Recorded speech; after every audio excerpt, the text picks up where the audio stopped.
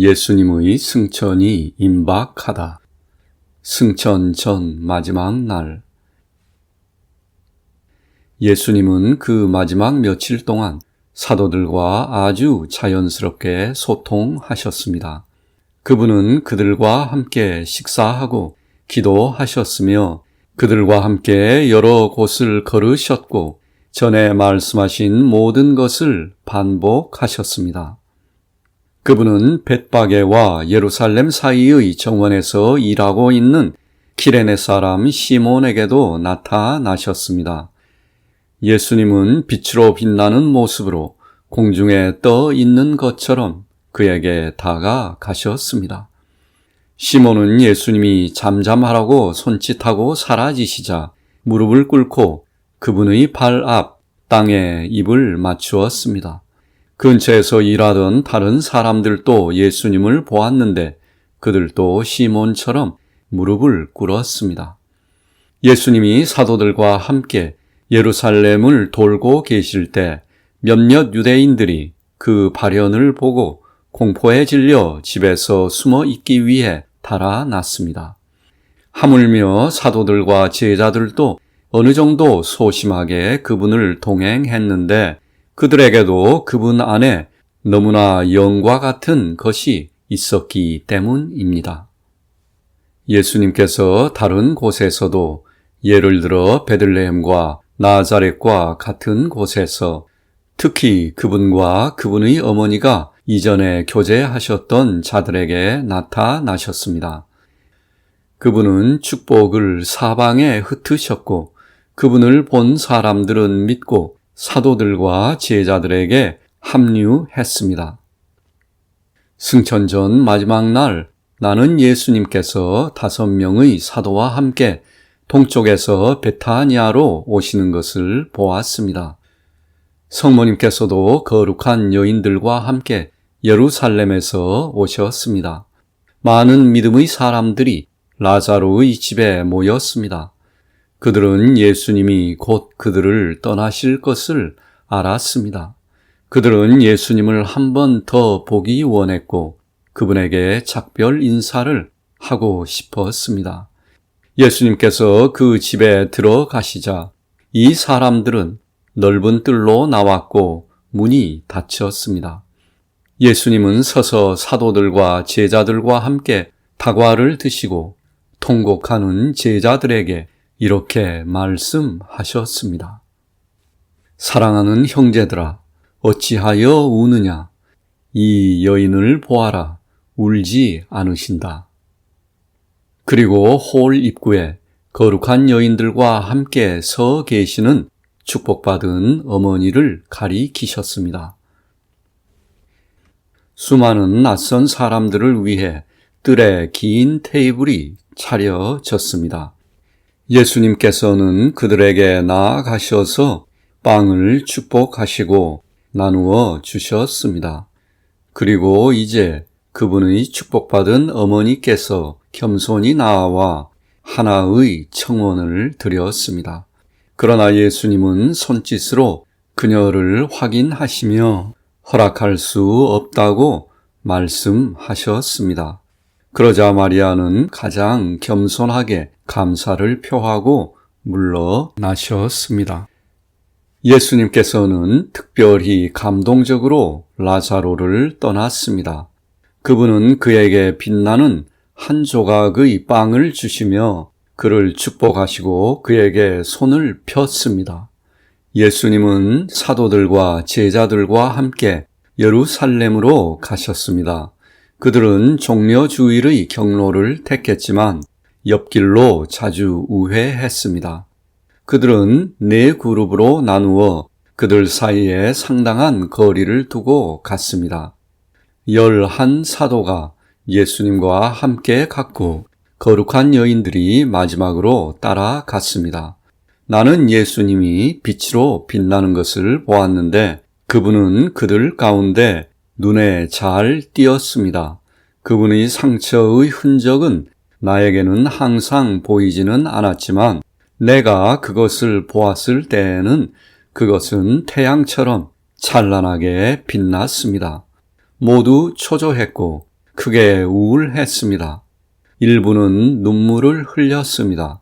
다른 사람들은 그분이 전에도 우리에게서 자주 사라지셨다라고 서로 이야기했는데 그분이 정말로 그들을 떠날 것이라고 생각하고 싶지 않았기 때문이었습니다. 베드로와 요한만이 주님을 더 잘 이해하는 것처럼 더 침착해 보였습니다. 예수님께서 종종 그들에게 내면적으로 말씀하시고 많은 것을 설명하셨기 때문입니다. 그분은 종종 사라졌다가 갑자기 그들 가운데 나타나셨는데 마치 그분의 마지막 작별을 위해 그들을 준비하시는 것 같았습니다. 길은 유대인들이 산 울타리를 짜고 자르느라 바쁘고 꽃이 덮인 아름다운 덤불이 피라미드 형태로 자라고 있는 매력적인 작은 정원을 지나갔습니다. 일꾼들은 종종 손으로 얼굴을 가리고 땅에 쓰러지거나 관목 사이로 도망쳤는데 나는 그것이 두려움과 공포에서인지 아니면 깊은 감동 때문인지 모릅니다. 한 번은 예수님께서 제자들에게 말씀하시는 것을 들었습니다. 이 모든 곳이 너희의 설교에 의해 믿음으로 회심하고 다른 사람들이 믿는 자들을 쫓아내고 모든 것이 황폐하게 된 후에 슬픈 시간이 올 것이다. 너희는 아직 나를 이해하지 못하나 너희가 나와 함께 마지막으로 최후의 만찬을 기념할 때 나를 더 잘 이해하게 될 것이다. 니코데모와 아리마데아의 요셉은 최후의 만찬 집 입구 홀에서 식사를 준비했습니다. 홀은 사방으로 열렸고 왼쪽에서 나무가 심어있는 안뜰을 지나 주변 벽 근처에 부엌 화로가 있는 작은 집으로 이어지는 통로가 있었습니다. 오른쪽의 덮인 길은 안뜰로 열려 있었고 여기에 제자들을 위한 긴 판자로 만들어진 식탁들이 놓여 있었고 예수님과 11 제자를 위한 식탁은 입구 홀에 차려져 있었습니다. 그 위에는 작은 머그컵과 섬세한 잎으로 장식된 큰 접시가 놓여 있었고 그 안에는 작은 빵 몇 개와 함께 물고기 한 마리가 놓여 있었습니다. 제자들의 식탁에는 과일과 꿀이 들어있는 세모형 접시가 놓여 있었습니다.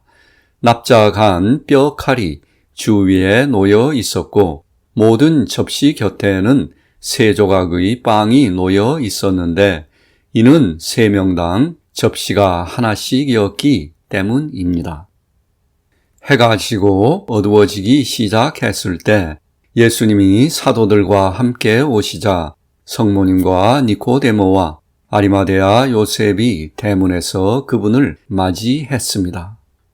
그분은 성모님과 함께 그녀의 작은 처소로 가셨고 사도들은 입구 홀로 향했습니다. 조금 후에 제자들과 거룩한 여인들이 도착하자 예수님은 홀에서 11 사도들과 합류했습니다. 그들은 식탁의 긴 한쪽만 사용했는데 식탁은 일반적인 것보다 높이가 더 높았습니다. 사도들은 기대어 앉았지만 예수님은 서 계셨습니다. 그분의 옆에는 다른 사람들보다 더 쾌활한 요한이 기대어 앉아 있었습니다.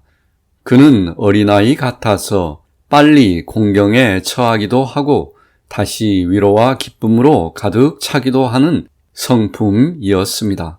탁자 위에 등불이 켜졌고 니코데모와 요셉이 식사를 시중 들었습니다. 나는 성모님이 만찬실 입구에 서 계시는 것을 보았습니다. 예수님은 물고기와 빵과 약초를 축복하시고 진지한 교훈의 말씀과 함께 그것을 건넸습니다. 나는 그분의 말씀이 그분의 입에서 빗줄기처럼 나와 예수님의 가르침에 대한 그들의 갈망이 크고 작음에 따라 어떤 이에게는 빠르게 또 어떤 이에게는 천천히 사도들의 입으로 들어가는 것을 보았습니다. 식사가 끝날 때 예수님은 잔을 축복하시고 그것을 마신 다음 주위에 건넸습니다. 사랑의 잔치가 끝나고 모두가 홀 밖에서 나무 아래에 모였습니다. 예수님은 그들에게 긴 가르침을 말씀하시고 그들에게 그분의 축복을 주셨습니다. 그분은 거룩한 여인들 앞에 서 계시는 그분의 어머니께 손을 펴셨습니다. 모두가 큰 영향을 받았고 나는 막달레나가 예수님의 발을 껴안고 싶어 하는 그녀의 열망을 느꼈습니다. 그러나 그녀는 자신을 억제했는데 왜냐하면 그분의 태도가 너무나 엄숙하여 거룩한 두려움을 불러일으켰기 때문입니다. 그분이 그들을 떠나셨을 때 그들은 심히 울었습니다. 하지만 그것은 외적인 울음이 아니었습니다. 그것은 영혼의 울음과도 같았습니다. 나는 축복받은 동정녀께서 눈물을 흘리시는 것을 보지 못했습니다.